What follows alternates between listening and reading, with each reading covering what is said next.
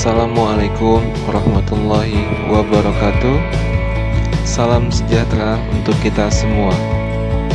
Kami peserta Latsar CPNS golongan 3 angkatan 1 PPSDM Regional Bandung tahun 2022 kelompok 1 akan membahas mengenai analisis isu global korupsi.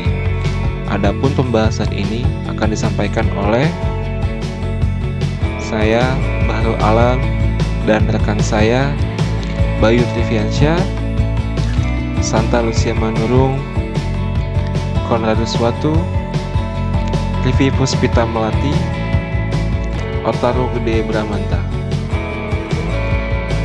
Adapun materi presentasi adalah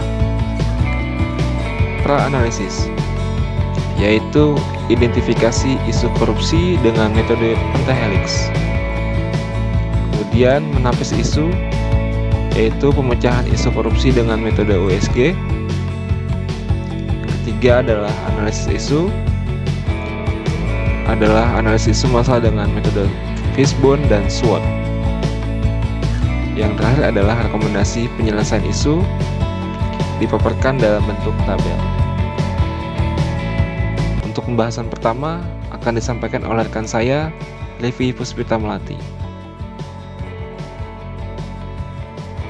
Istilah korupsi berasal dari bahasa Latin, yakni corruptio, atau dalam bahasa Inggris disebut juga dengan corruption atau korup. Menurut KBBI, korup berarti busuk atau buruk. Salah satu contohnya adalah menerima uang sogok atau memakai kekuasaannya untuk kepentingannya sendiri. Korupsi adalah perbuatan yang buruk. Contohnya adalah penggelapan uang atau penerimaan uang sogok. Korupsi berakibat sangat berbahaya bagi kehidupan manusia itu sendiri, baik dari segi aspek kehidupan sosial, politik, ekonomi, birokrasi, maupun individu. Upaya pemberantasan korupsi itu sendiri sudah dilakukan sejak lama dengan menggunakan berbagai cara. Sanksi yang diberikan terhadap pelaku korupsi pun sudah diperberat. Namun, sampai saat ini kita masih saja mendengar atau membaca berita tentang tindak kejahatan korupsi. Terjadinya praktik korupsi yang ada hingga saat ini masih dapat terjadi karena adanya beberapa hambatan dalam melakukan pemberantasan korupsi itu sendiri. Di antaranya dari segi struktural, kultural, instrumental, maupun manajemen. Oleh karena itu, perlu dilakukan langkah-langkah untuk mengatasinya, yakni diantaranya adalah mendesain dan menata ulang pelayanan publik, memperkuat pengawasan dan sanksi, serta meningkatkan pemberdayaan perangkat pendukung dalam pencegahan korupsi.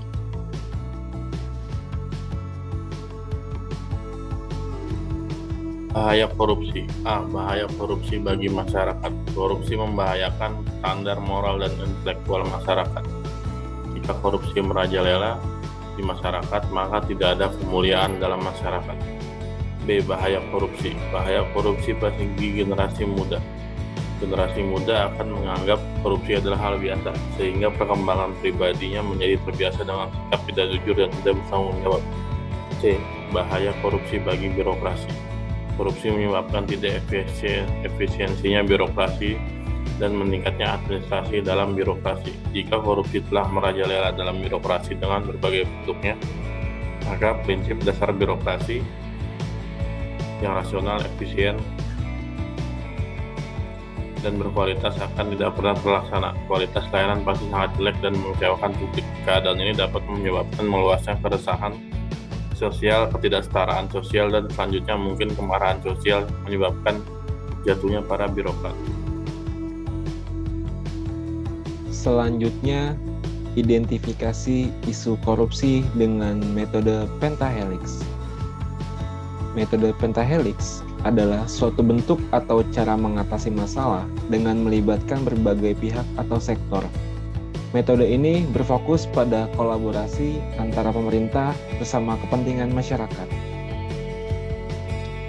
Dalam metode pentahelix, yang pertama ada pemerintah, di mana kurang tegasnya penegak hukum dan pemerintah dalam mengatasi kasus korupsi. Kemudian ada akademis, di mana pendidikan anti korupsi belum dilakukan secara menyeluruh di berbagai tingkatan. Kemudian ada pengusaha, di mana banyak pengusaha yang ingin meraup keuntungan besar sehingga mengesampingkan kemajuan dan kebaikan negara. Selanjutnya ada media, di mana belum maksimalnya informasi mengenai dampak masif korupsi. Yang terakhir ada masyarakat, di mana gaya hidup dan juga kurangnya iman sehingga terkadang melakukan korupsi seperti suap ataupun pungutan liar.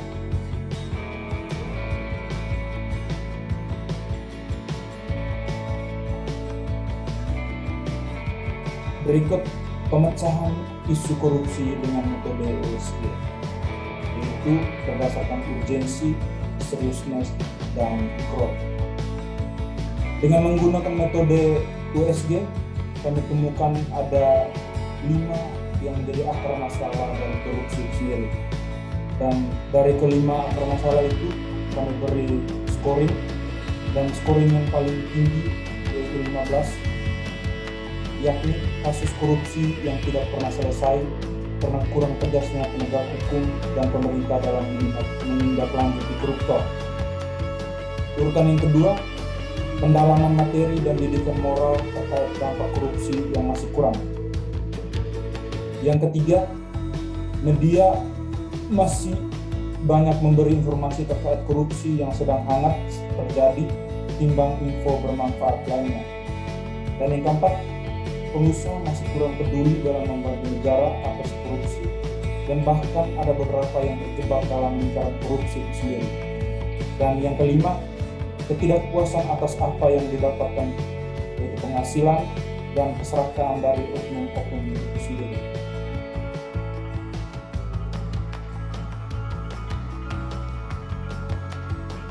Baik, selanjutnya saya akan menjelaskan tentang metode Fishbone. Metode Fishbone ini adalah penyebab atau akar masalahnya. Terdiri dari 4. Yang pertama aturan, yang kedua individu, yang ketiga organisasi, yang keempat lingkungan. Untuk aturan dikarenakan masih lemahnya peraturan perundang-undangan, keputusan hukum kepada pelaku kurang tegas. Yang kedua itu individu dikarenakan masih adanya manusia-manusia yang tamak atau serakah, gaya hidup, minimnya moral, dan posisi jabatan yang strategis. Untuk organisasi dikarenakan keteladanan pemimpin masih diragukan, manajemen menutupi, sistem dalam organisasi kurang baik. Untuk lingkungan dikarenakan bagi sebagian orang korupsi ini masih dianggap lumrah. Budaya korupsi ini sudah ada sejak dahulu, lalu jual beli jabatan atau penyalahgunaan jabatan. Berikutnya ada metode SWOT. Yang pertama yaitu strength. Tersedia SDM yang mendukung dan berpengalaman melakukan penyidikan. Yang kedua, tersedia SDM ahli yang menyelesaikan akademik mengenai hukum. Yang ketiga, kebijakan hukum dipegang penuh oleh pemerintah. Dan yang keempat, adanya lembaga atau instansi yang mengatur penggunaan dana. Berikutnya dari sisi weakness atau kelemahannya, yang pertama rendahnya kesadaran akan pentingnya pendidikan moral. Yang kedua, pengawasan yang kurang oleh instansi penggunaan dana. Yang ketiga, kurang koordinasi antara stakeholder dalam memberikan edukasi. Dan yang keempat, belum ada aplikasi yang memadai untuk menjamin akuntabilitas pegawai. Kemudian dari sisi opportunity atau peluangnya adalah yang pertama, pemerintah mampu menaikkan pendapatan para pegawai. Yang kedua, mempermudah alur penggunaan dana yang tidak harus melalui banyak pajak. Yang ketiga, adanya undang-undang keterbukaan informasi yang dapat diketahui semua pihak terkait penggunaan dana. Dan dari sisi threat atau ancaman, yang pertama adalah pelaku kejahatan pidana korupsi memiliki banyak jaringan dan melibatkan banyak pihak. Yang kedua, seseorang memiliki kuasa terhadap penggunaan dana. Yang ketiga, banyak kebutuhan yang tidak diimbangi dengan pendapatan. Dan yang keempat, belum ada kesadaran mengenai akibat yang timbul dari korupsi. Berikutnya adalah alternatif pemecahan masalah dengan metode SWOT, yaitu yang pertama, pemanfaatan sarana dan prasarana untuk melakukan penyelidikan terhadap tindak pidana korupsi secara maksimal. Yang kedua, penggunaan teknologi digital untuk mempermudah aktivitas yang terlihat mencurigakan sehingga dapat meminimalisir kesempatan melakukan korupsi. Yang ketiga, meningkatkan hubungan atau relasi terhadap instansi terkait guna mempermudah dan mempercepat penyidikan tindak korupsi. Dan yang terakhir, mengirim penyidik untuk belajar mengenai tindak pidana korupsi agar meningkatkan kemampuan penyidik. berikut yang bisa saya sampaikan. Selanjutnya akan dijelaskan oleh rekan saya yang lain. Terima kasih.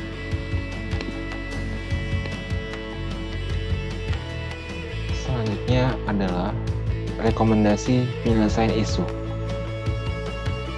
Berdasarkan metode USG, penilaian tertinggi terdapat pada kasus korupsi yang tidak pernah selesai karena kurang tegasnya penegak hukum dan pemerintah dalam menindaklanjuti koruptor.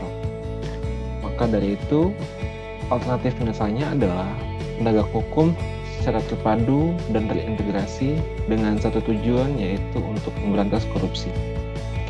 Kemudian, tahap setiap alternatifnya adalah pemerintah harus memiliki SDM, penegak hukum harus berasal dari orang-orang yang pilihan dan mempunyai integritas yang tinggi. Kemudian dari sisi akademis harus menjadi kontrol pemerintah dalam hal penegakan kasus korupsi. Kemudian dari sisi pengusaha harus menjalankan setiap aturan yang telah ditetapkan dan tidak melakukan perbuatan yang merugikan negara. Kemudian dari sisi media harus memberikan informasi kepada publik yang sekaligus sebagai sanksi moral kepada pelaku tindak pidana korupsi. Kemudian dari sisi masyarakat harus mendukung setiap program pemerintah, khususnya dalam hal penegakan kasus korupsi. Maka hasil yang diharapkan adalah terciptanya penegakan hukum yang berkeadilan, transparan, pengawasan dan sanksi pada kegiatan pemerintah yang berhubungan dengan penegakan kasus korupsi. Dan pihak yang terlibat adalah pemerintah, akademis, pengusaha, media, dan masyarakat. Sekian penjelasan materi dari kami mengenai analisis isu global bertemakan korupsi. Wassalamualaikum warahmatullahi wabarakatuh.